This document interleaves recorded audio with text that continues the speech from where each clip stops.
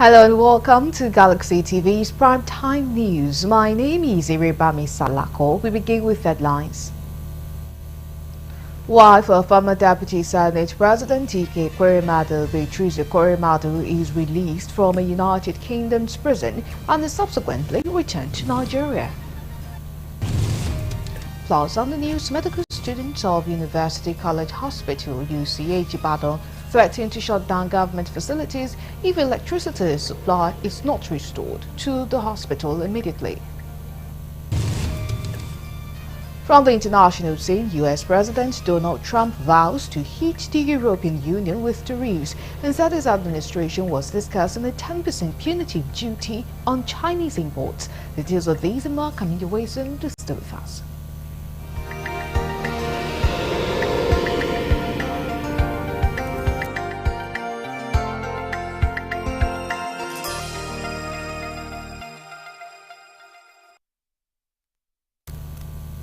Many thanks for joining us at this time. Now, details of the news. Vice President Kashim Shettima has joined other world leaders to push for the full implementation of the African Continental Free Trade Area (AfCFTA) with a target to boost Africa's economy to $29 billion by 2050.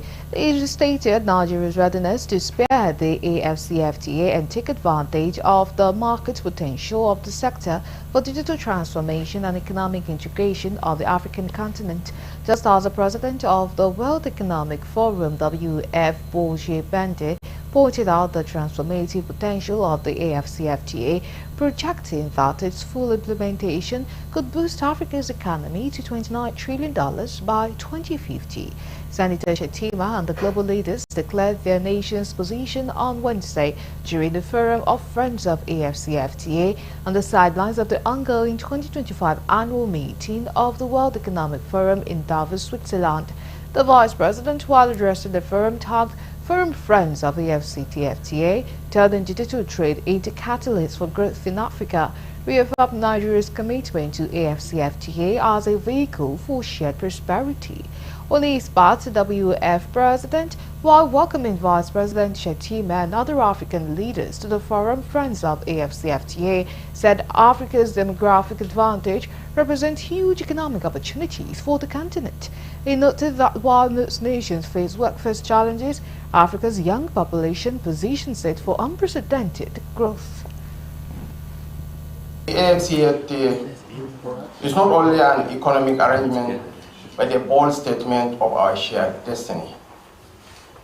And I crave your indulgence, ladies and gentlemen, to oblige you with a job done by a consultancy firm, Corn Perry.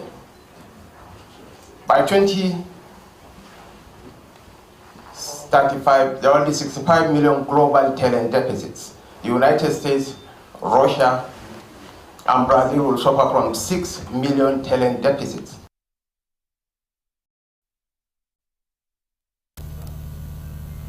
The Minister of State for Education, Professor Suwaiba Said Ahmed, and the Minister of Women Affairs, Iman Suleiman Ibrahim, have identified education as a powerful weapon to break the cycle of poverty among women and girl child in Nigeria. The two ministers reached this consensus during a courtesy visit to the Federal Ministry of Women Affairs by the Minister of State for Education, Professor Ahmed, and a team. Correspondent Koloju reports that Professor Suwaiba Ahmed said education remains the only way to empower girl child and women in the country, stressing that the statistics of out-of-school children in Nigeria is overwhelming.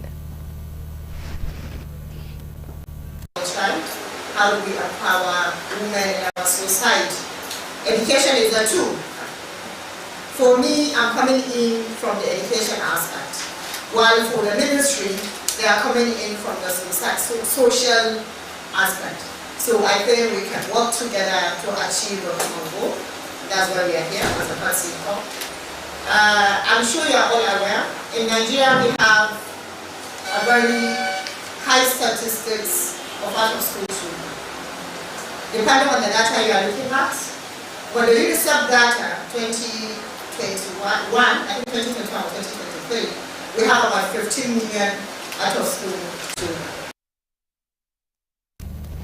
On Earth, the Minister of Women Affairs, Iman Suleiman Ibrahim, thanked the initiative by the minister and that team, noting no effort should be spared towards girls and women empowerment in Nigeria. Talk about education, it's the only tool that we can use to break that cycle of poverty. When we talk about the poverty index, there's a lot of families in Nigeria that fall below that index. We have a lot of children, because we are good in the ministry that we're not going to talk in the girls' child context, we're not talking in the children context. Because even in talking about the girls' child, we have the girls' child, so we're going to carry the two, I think. And also, when you talk about women, they still remain underserved.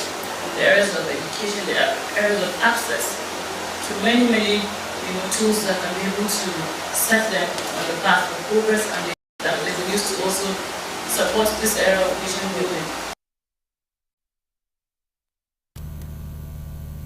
Nigeria's Minister of Aviation, Festus Keyamo, has expressed dissatisfaction with the report of an inflated cost of 532 billion naira for the second runway at Abuja's Nnamdi Azikiwe International Airport. He confirmed that the government had budgeted 90 billion naira for the project, assuming that proper oversight is essential to avoid financial mismanagement.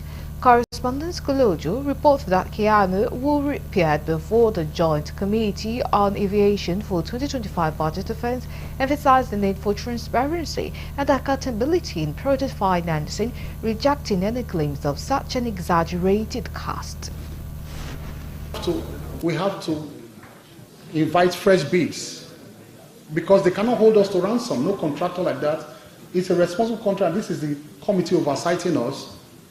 They will chop my neck off if I come back and tell the committee that I approved how much. No, I will not. 500, from 90 billion to 532 billion within a space of 2 years to do the second runway, I will not accept it. Also justified the federal government decision to centralize the Nigerian College of Aviation Technology by splitting it into 6 campuses across Nigeria's geopolitical zones. We're having a problem of space in Zaria. To give you an update, sir, I'm sure you graciously approved it last year or the year before for us to buy an additional hotel in Zaria, because we could not accommodate the students again in the main campus because of the burgeoning population of the school. So we had to now buy the Zaria Hotel. The Zaria Hotel is now an annex, even within Zaria. Senator Buhari Abdul Fattah, Chairman, Senate Committee on Aviation, called for clarity regarding the rising flight delays and cancellations in Nigeria, emphasizing their negative impact on socio-economic growth. Nigerians pay to travel to, say, from Abuja to Enugu or Port Harcourt, 9 o'clock flight. They will be there up to 9 o'clock in the night. To tell Nigerians that when an airline cancels its flight, it is if not weather, and it's taking more than 24 hours.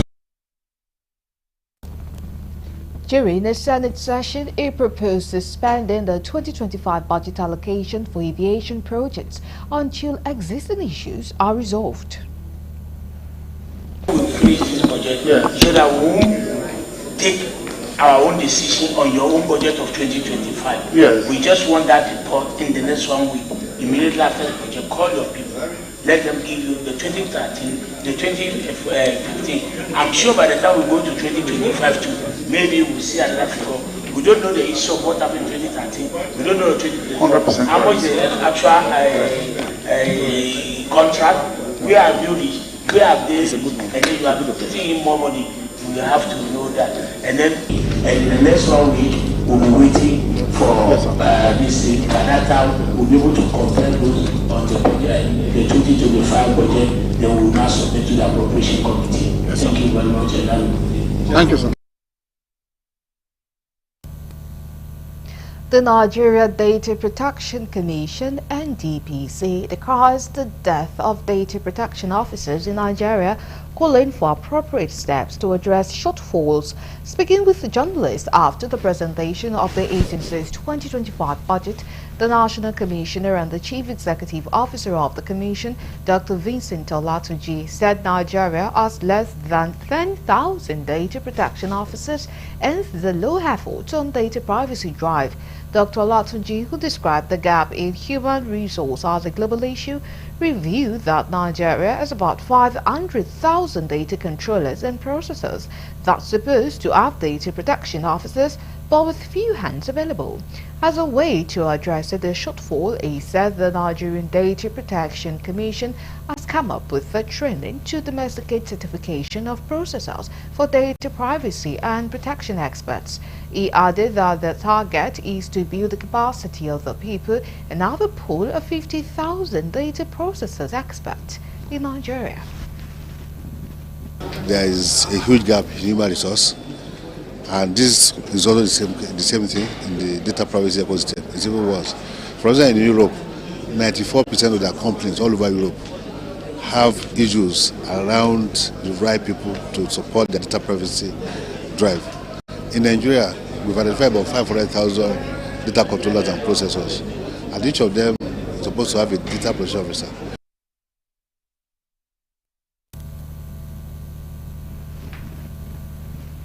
The Deputy Speaker, House of Representatives, Honorable Benjamin Kalu, has pledged commitment to advance education in Nigeria and support initiatives that promote access to quality learning. He gave the assurance while receiving a delegation from University of Calabar, UNICAL, led by its Vice-Chancellor, Professor Florence Obi, and Provost of the Postgraduate School, Professor Enyang Ubana, in his Abuja office. Recalling his time at UNICAL, where he is concurrently pursuing a doctorate in law, Kalu credited the institution for instilling in him virtues such as hard work, competition, and patriotism. The Deputy Speaker urged the university to be part of the ongoing constitutional review by carrying out quality research work on issues such as state policing, amongst others, even as he promised to be part of the upcoming 50th anniversary convocation lectures. Professor Obi and Professor Ubana, who also chaired the organizing committee for UNICAL at 50, described Kalu as a distinguished alumnus and a special gift. It's a time to honor those who have flown the flag of our university, and at that event we'll be honoring quite a number of Nigerians who have done us proud. And notable amongst them is already, like we have mentioned, the Right Honorable, His Excellency Right Honorable Benjamin Kalu, CON, Deputy Speaker of the 10th House of Representatives, who is today going to be decorated as an ambassador of the university at 50. Uniquely again, the University of Calabar has found it worth that there is one of his sons who is so distinguished and should be given the honor to address convocation at that ceremony. About the numbers of the numerous things you'll be doing for the university. Just last week, the acting dean of Faculty of Law sent me a text that he was here to see you, and my colleagues may not have even known this because I'm here to go back since then to tell the university. And they presented a lot of problems, including the fact that they are not too sure of the accreditation of the program. And you picked up that challenge and said they should send a list, a comprehensive list for the accreditation, and they are actually working on that. And to other stories, Beatrice Ekweremadu, wife of former Deputy Senate President Ike Ekweremadu, has been released from a United Kingdom's prison and have subsequently returned to Nigeria. It was reported from a reliable source that confirmed the return on Tuesday, marking the end of a 6-year prison sentence for involvement in a puzzling organ harvesting case. Recall the victories her husband, Ekweremadu, and medical doctor Obi Naubeta were convicted in the United Kingdom last year for conspiring to exploit a young Nigerian boy for organ harvesting. The boy, who had been working in Lagos, was allegedly lured to the UK under false pretenses to donate an organ for the couple's ailing daughter, Sophia. Following the trial, Ike Ekweremadu was sentenced to 10 years in prison, while Beatrice received a 6-year sentence despite citing health concerns during proceedings. A return has reportedly sparked celebrations across Enugu State, where supporters and well-wishers were hopeful for the eventual release of her husband. Many have expressed solidarity with the Ekweremadu family, offering prayers for his return in the shortest possible time. The case remains one of the most high-profile legal battles involving a Nigerian politician in recent history.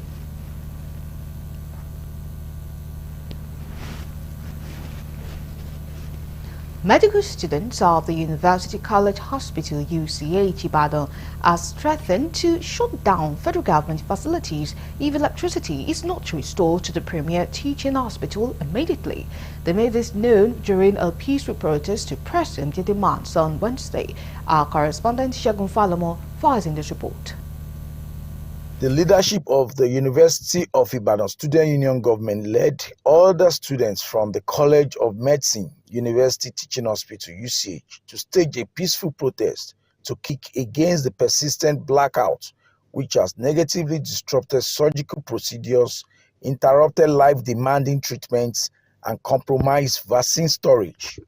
The president of the SUG, Aweda Bolaji, stated this while speaking with journalists during the protest in Ibadan, urging government to address the lack of electricity, which, according to him, has been on for over 82 days.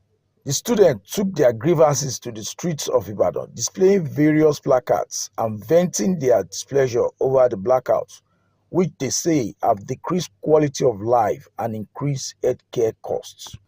They challenged the federal government and all relevant stakeholders to find a lasting solution to the erratic power supply to the premier teaching hospital and put an end to the national embarrassment it brings with it. Our request is number one, because the electricity blackout is due to the failure of UCH government to keep up with the payment due to the hike in electricity tariff. You are aware of band-aid tariff.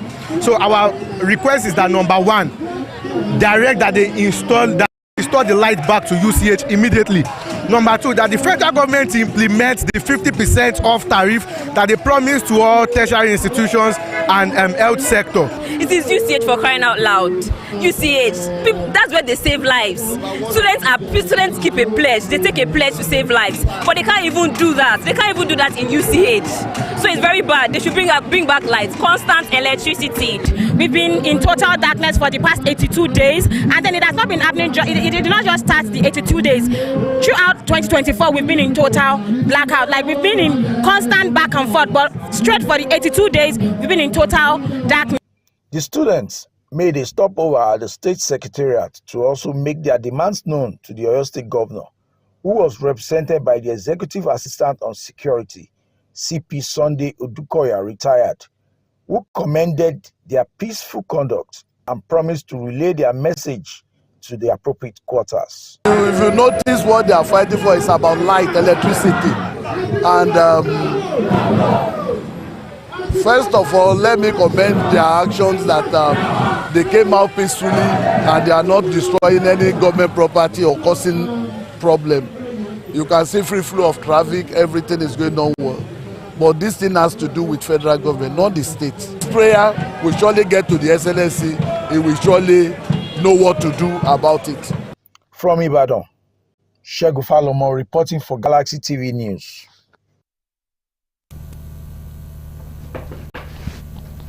Now to the Federal Capital Territory. Association of Resident Doctors in FCT's administration on Wednesday began a 3-day warning strike of unpaid salaries, allowances and other demands. Speaking at a press briefing in Abuja, the president of ARD-FCTA, Dr. George Ebong, said the strike followed the expiration of 3 weeks ultimatum issued last year. Recall that the association issued a 21-day ultimatum to the FCT Minister Nyesom Wike on December 23, 2024 to meet its demands. Speaking on behalf of doctors in the territory, Dr. Ebong condemned the neglect of hospitals and doctors' welfare in the nation's capital. He stressed that doctors in Abuja are become abandoned projects and called on the Minister of FCT Nyesom Wike to intervene to prevent an indefinite shutdown of hospitals. According to him, the decision to embark on the 3-day warning strike was a result of a Congress meeting held by its members on Tuesday.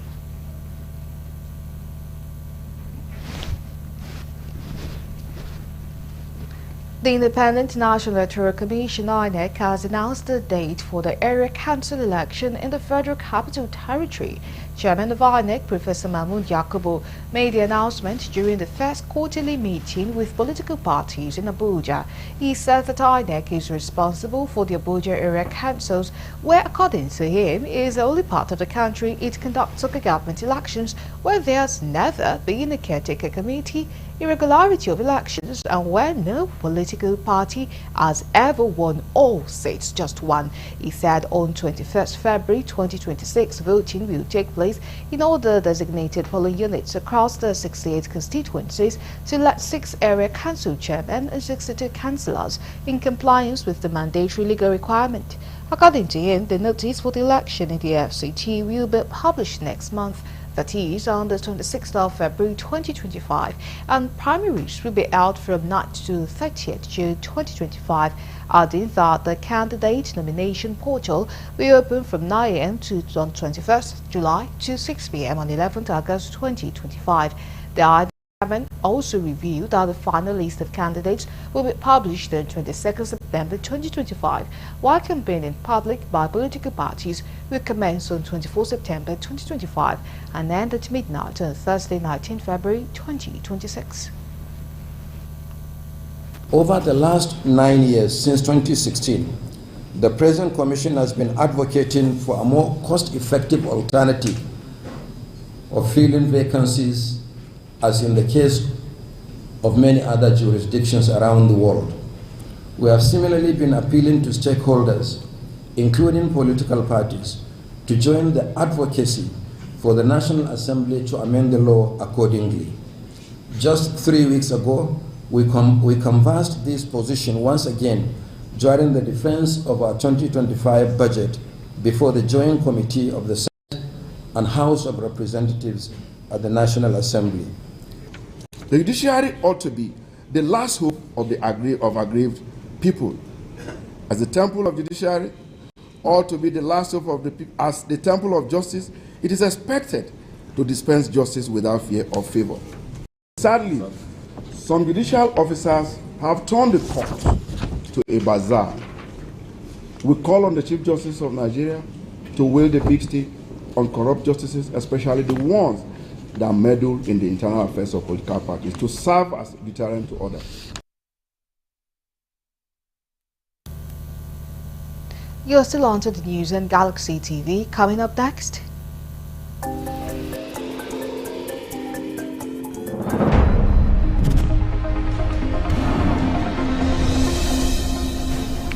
Coalition of Northern Group CNG rejects recent astronomical 50% increase in telecommunication tariff in Nigeria. Details of that are not coming after the break. Do stay with us.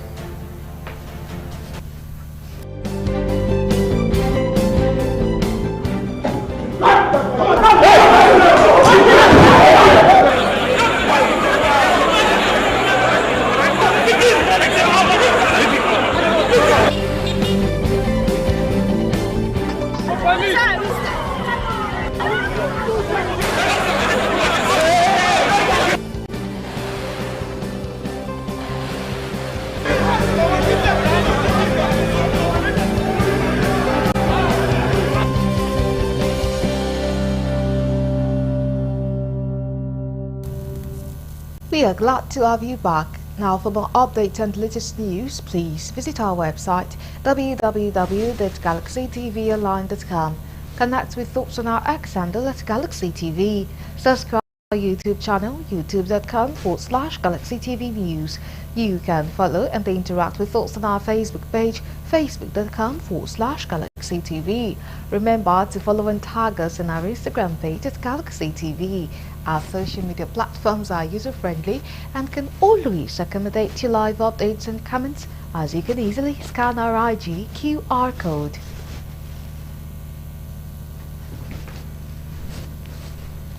The Minister of Marine and Blue Economy, Oyetola, has called on state governments and private investors to collaborate with federal government in advancing Nigeria's maritime economy. Oyetola made this appeal during his 2025 budget presentation for the Ministry of Marine and Blue Economy before the Joint Committee of the Senate on Marine Transport and of Representatives Committee on Ports and Harbour Maritime Safety, Education and Administration, Inland Waterways and Shipping Services. To his mandate and the charge given by Mr. President, the Ministry is developing dry ports at Ijebu-Ode and Moniya in Ogun State and Oyo State respectively. These IDPs are targeted for fast-tracked delivery to decongest the Western Port system. Desired consultancies for the project are ongoing. As a quick response to the spate of both missiles on our inland waterways occasioned by increased traffic on waterways, the ministry has targeted the provision of life jackets to the riverine communities. The minister's announcement sparked concern from lawmakers, especially those representing riverine areas, who raised issues about neglect in the budget proposal. And I represent Edo South Senatorial District of Edo State. I've been able to go through, even though scantily, your budget proposition here. And it seems to be all encompassing, except that unless I don't understand the meaning of blue economy, I want to think that it involves all areas of riverine operations, including transport, including fishery, and the life surrounding Niger. And that river is almost dying, is filling up with sand and weed. And it's a very viable means of transportation, and it can generate a lot of revenue to Nigeria. In addition to that, it's also a problem of flooding, because it has filled up any small water from the Cameroon. Fields, we have flood all the way from Adamawa down to Lokoja, down to the Niger Delta. In response, Oyetola acknowledged that funding challenges were a key barrier hindering the ministry's operations. He urged other state governments to follow example of proactive states and invest in the maritime sector. If you must unlock the potentials in the economy, there is a need for proper funding.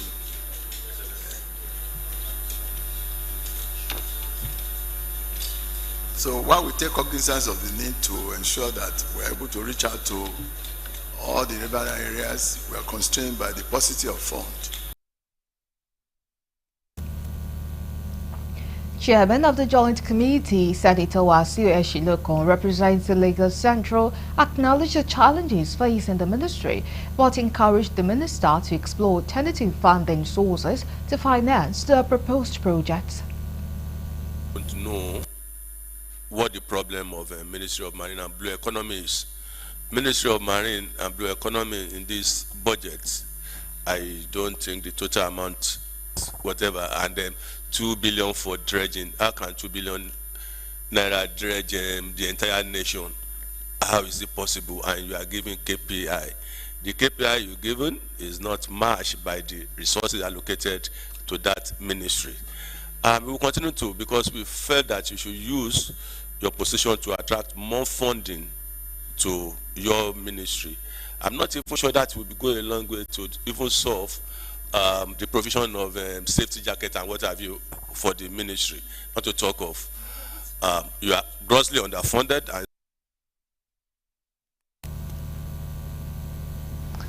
And to other stories, The Nigerian Labour Congress (NLC) has reacted sharply to the 50% telecom tariff hike by the federal government, tagging it as additional burden too heavy to bear by the suffering masses. President of the NLC, Comrade Joe Ajero, decried the hike in a statement in Abuja, where he said the federal government's recent approval through the Nigerian Communication Commission (NCC) comes at a time when Nigerian workers and masses are grappling with unprecedented economic hardship.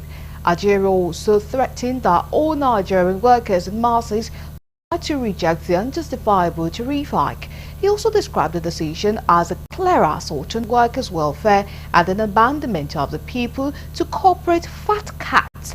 According to Ajero, telecommunication services are essentially for telecommunication, work and access to information.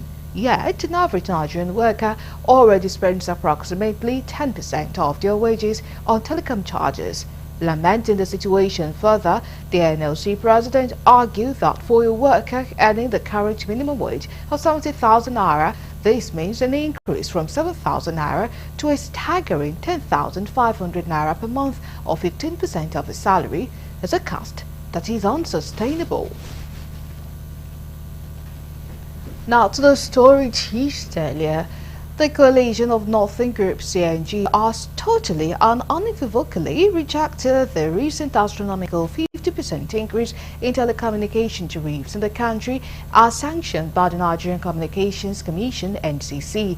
It therefore called for the immediate suspension of the 50% hike in the tariffs and recommend instead a more reasonable adjustment of a minimum of 10%, which balances industry sustainability with the current economic realities in Nigeria. The coalition, in a communique issued and signed by its national coordinator, Comrade Jamilu Aliyu Teranchi, admitted that this decision, coming at a time when Nigerians are reeling in immense economic hardship, is nothing short of an assault on the dignity and livelihood of the people that has been economically pauperized. According to the coalition, it is unjustifiable for the NCC to cite operational cost increases and industry sustainability as reasons for the increase, devoid of concern the current economic realities bequeathed to ordinary Nigerians, while calling for the resignation or dismissal of the executive vice chairman of the NCC and Minister of Communications for their failure to prioritize the welfare of Nigerians over corporate and personal interests. CNG also encouraged Nigerians to join hands and resist this desperate and wicked competition between public officials that are supposed to serve as regulators. And to other stories, the Federal University of Agriculture, FUNAB, Abeokuta, says it will be graduating 120 first-class students and 136 with PhD graduates at the 32nd convocation. Professor Olushola Kehinde, the Vice-Chancellor, disclosed this at a news conference to around the 32nd convocation of the institution scheduled for Saturday.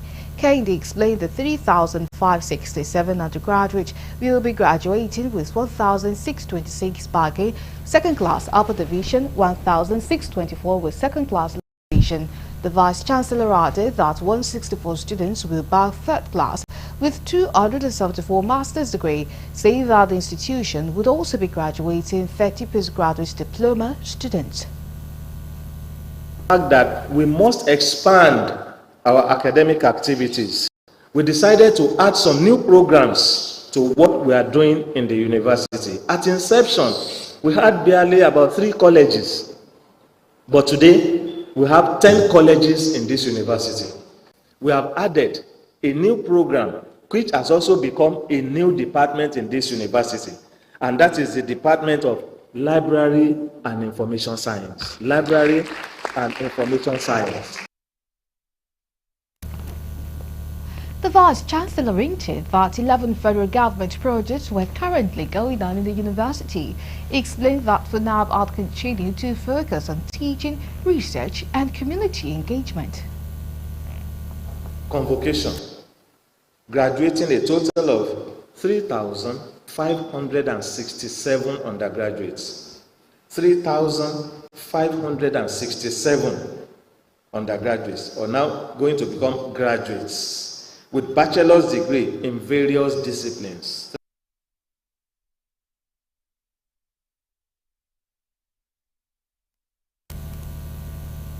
Now to security. Traffic robbery is no doubt a phenomenal occurrence that has become a nightmare to residents of Lagos, the nation's center of excellence.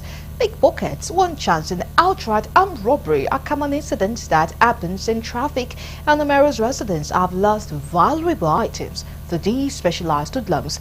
Galaxy News correspondent Lebi Joseph takes a look at this scenario in this report.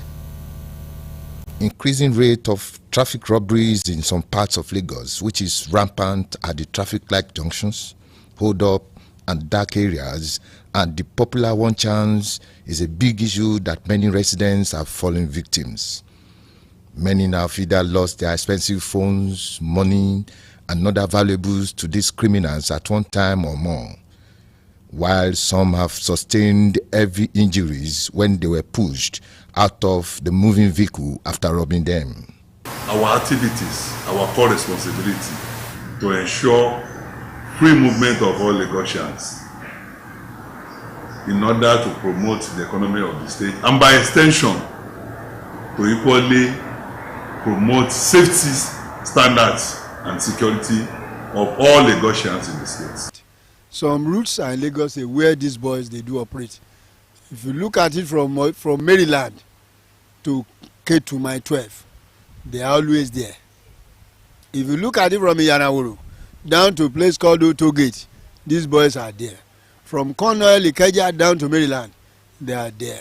From Balogun bus stop to Ikeja along, they are there. They always operate from the hours of 4:30, 5 a.m. to sometimes 6:30 a.m.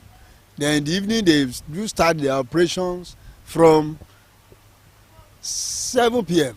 There's need for Lagos State Government and the State Police Command to strategize on security surveillance on the Lagos roads, especially dark areas, and where there used to be heavy traffic either during the day or in the night. About 3 or 4 residents of Lagos boarded the bus going towards the island. Getting to Alaka and sending a co-bridge, I think 1 or 2 of them were pushed down and they were dislodged of their properties. But fortunately, one of them called the attention of my patrol team that stationed under the pedestrian bridge at Alaka. So after they got the information, they quickly swarmed into action by after the vehicle. They were able to intercept the bus. I had experiences of such, particularly in Ikeja under bridge at about 10 p.m. while going home. The boy came wanted to snatch my phone, but it's unfortunate for him, he could not achieve it. But they did one in Ikorodu then, they were successful, wherein they broke the glass of my vehicle and items made away. There's also a need for people to synergize with security operatives in combating this menace in the Lagos public space because information is key in this regard. Activities of these hoodlums are underreported and there have not been concerted effort from the people to flush out these criminals. These boys, some of them pretend as hawkers on the road. Some of them pretend as pedestrians. Some of them pretend as persons who need assistance, either financial assistance or any other form of assistance. Then some of them pretend to be beggars. So I think the government should swing into action in controlling same. At all times, they should always endeavor to speak out. Like a popular slogan in the States, when you see something, always say something. This is very, very important. Feedback is paramount to the agency. That was why we launched the toll-free line in July 2024. The line is available everywhere. From Lagos, this is Lebi Joseph reporting for Galaxy TV News. Now, we move to the international desk for more news.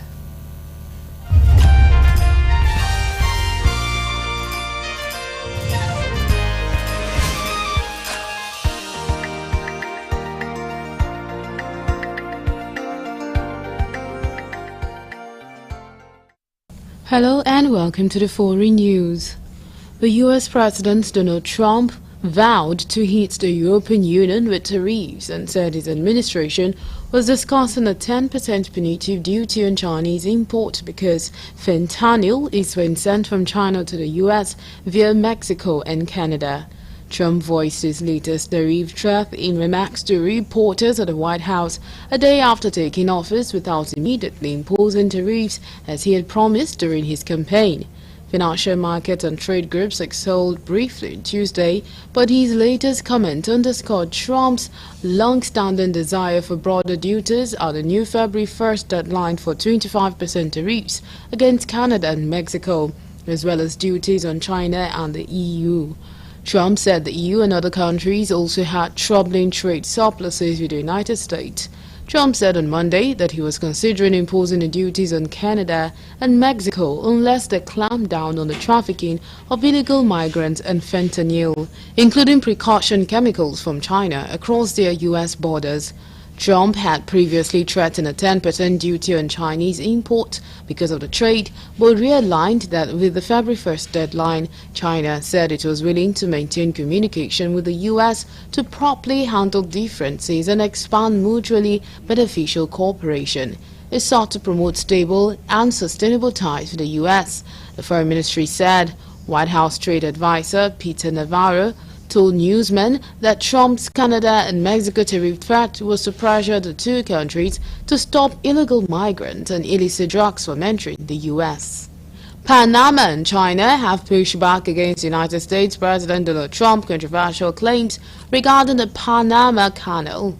The Panama Canal was not a gift from the U.S., Panama's President Jose Raul Mulino said on Wednesday in response to Trump's threat to seize control of the strategic waterways. Beijing, meanwhile, rejected the U.S. President's assertion that it is effectively in control of the canal. Trump has previously refused to rule out military action to take control of the canal, which the U.S. opened in 1914 to provide a trade route linking to East and West Coast, but handed to Panama in 1999. During his inauguration, the U.S. President repeated his complaint that China was effectively operating the canal, which was foolishly given to Panama thanks to a growing presence around the waterway. Panama City on Tuesday made a formal complaint to the United Nations, referring to an article of the UN Charter precluding any member from the threat or use of force against the territorial integrity or political independence of another. In a letter to UN Secretary General Antonio Guterres, it requested that the UN Security Council, on which the US has a veto, take up the matter. On Wednesday, a spokesperson for the Ministry of Foreign Affairs in Beijing said China does not participate in the management and operation of the canal and has never interfered in the affairs of the canal. South Korea will change the concrete barriers used for navigation at 7 airports across the country following December's plane crash that killed 179 people.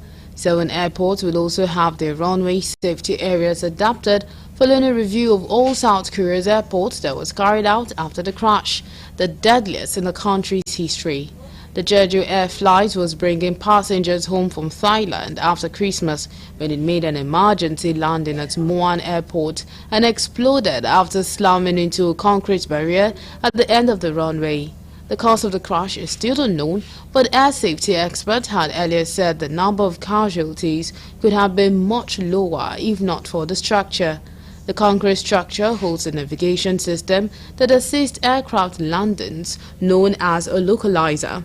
South Korea's Transport Ministry has said the system could also be found in other airports in the country and even overseas. Safety inspectors have now identified 9 of these systems which they say need to be altered. These include the systems at Muan and Jeju International Airport, which is the country's second largest airport. They are looking to either replace the concrete bases with more lightweight structures or bury them on the ground. Officials added that Muan International Airport's existing concrete mold would be removed entirely and the localizer reinstalled using breakable structures. Following the crash in March, then an operating manual from one international airport uploaded early in 2024 had said the concrete embankment was too close to the end of the runway. Still on foreign news, Turkey has detained 9 people as part of an investigation into a fire that killed 76 people and injured dozens at a ski resort in the Bolu Mountains, authorities said. Several funerals were held on Wednesday for families including numerous children who died on Tuesday in the blaze which forced panicked hotel guests to jump from windows in the middle of the night. Our hearts and souls are hurting and we are currently trying to fulfill this duty, President Tayyip Erdogan said at one funeral for 8 victims in Bolu in western Turkey. The fire occurred at the Grand Katal Hotel in the Katatkaya Ski Resort, a 12-story hotel which had 238 registered guests. It was consumed by flames after the blaze started on the restaurant floor around 3:30 a.m. Authorities are facing grounding criticism over the hotel's safety measures as survivors reported they had no fire alarms during the incident.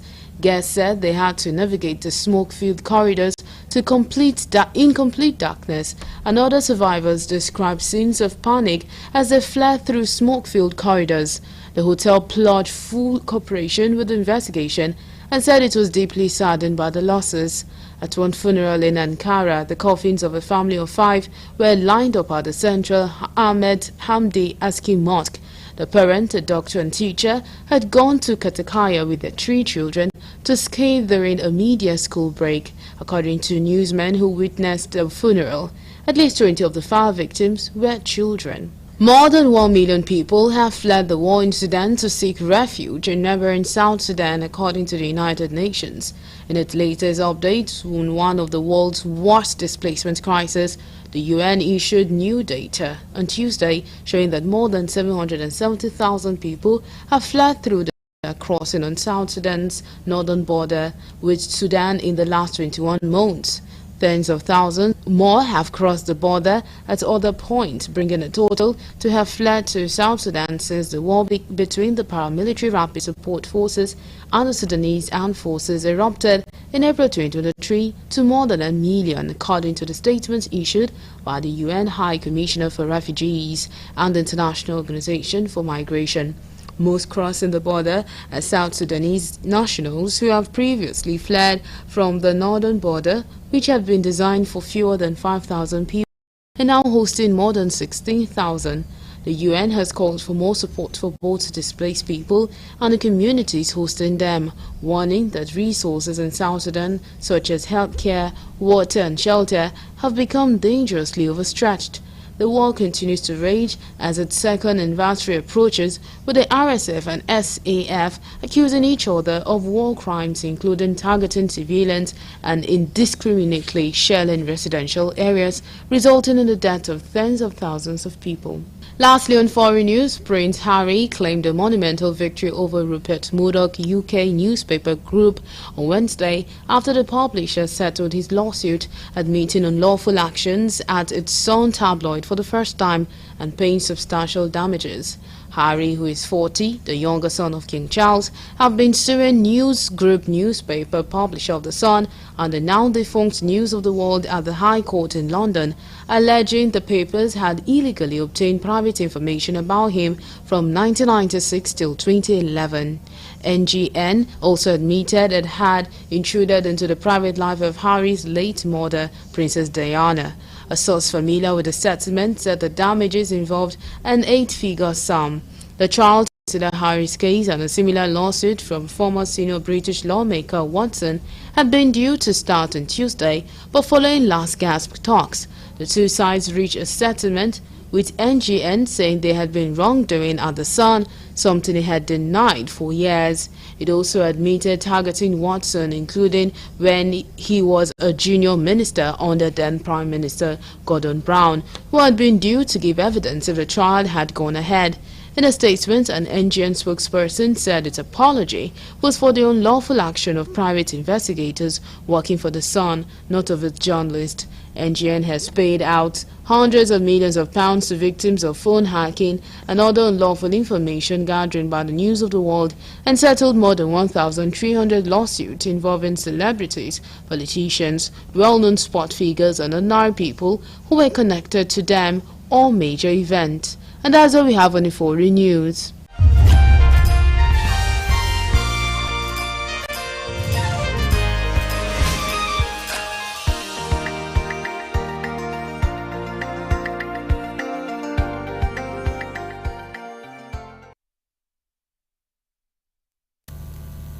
Coming your way next, entertainment news.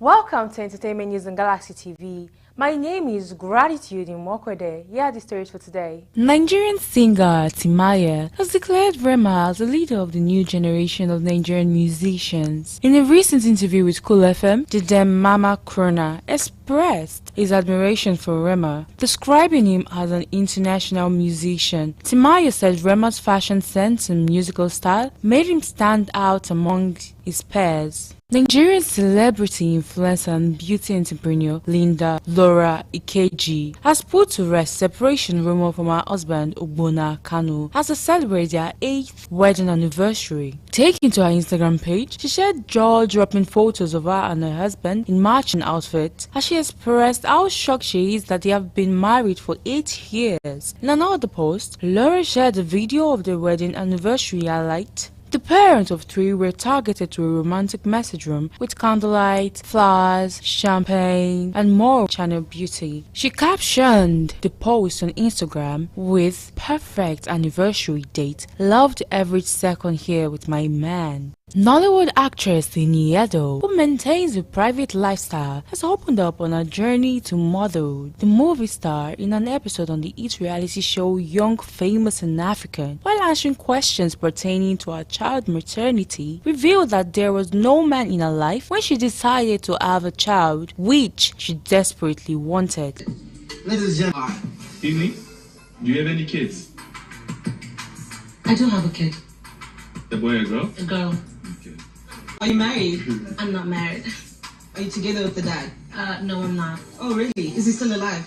Well, I don't know. Girl, is he dead or not? Not dead. So he's not dead. Oh, okay. It doesn't have anything to do with us. We're just 2 people. Oh, I see. Just me and my child. I'm raising her alone. Oh, really? I went through surrogacy. Oh. You went through what? That's beautiful. Surrogacy. There was no man in my life at the time, but I wanted to have a child, and there are different ways to go about that. In a disclose during her confessional, she had issues carrying pregnancies long term. She stated that when she saw that it wouldn't happen naturally for her, and time wasn't on her side, she opted for another means. The screen goddess said she was very happy with her decision. I never thought I would be someone who had fertility issues, but I've had issues carrying pregnancies long term. When it looks like it was not going to happen the way I wanted it to happen. And I wasn't getting younger. I said, what are the options? What is available to me? And then this option came up. And so I took it. And I'm very happy with my decision. Nollywood actress Annie Idibia has emotionally opened up about losing her twins on the popular hit reality show Young, Famous and African. While speaking to one of her co-stars, Quentin Masina, aka Naked DJ, she revealed that she suffered a miscarriage while pregnant with twins 1 year ago. Annie stated that this was the reason she wasn't showing up so much on the show and attending events. You know, like the whole of last year, even in the group, you know, I wasn't coming out enough. Naked, I was pregnant for twins. I had a miscarriage the whole time. I wish I had someone in this group that could actually go like, guys, actually I'm pregnant, actually I'm gonna have a baby. I had a miscarriage of that. Heartbroken Annie described 2024 as a really hard year for her and her family and admitted that she wished she had someone in the house to open up to. Alright, that's all we have on entertainment news. Thank you so much for watching and keep watching entertainment news on Galaxy TV. Enjoy the rest of the day. My name is Gratitude Imokwede. Bye.